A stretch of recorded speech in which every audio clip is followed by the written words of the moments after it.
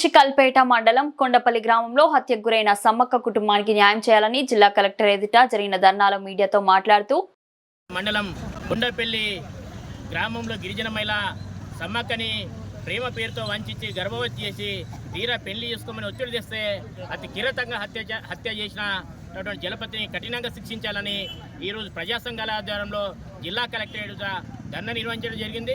ఇప్పటికే ఎర్రే గ్రామంలో శ్రావణి హత్యకు గురైతే ఇప్పటి వరకు జిల్లా అధికారులు పూర్తి స్థాయిలో ఆ కుటుంబానికి ఇప్పటివరకు న్యాయం జరిగినట్టు పరిస్థితి ఉంది. చాలా నిర్లక్ష్యంగా ఉన్నారు. ఇదే విధంగా సమ్మక్క కుటుంబానికి కూడా ఆ విధంగా అన్యాయం జరగకుండా జిల్లా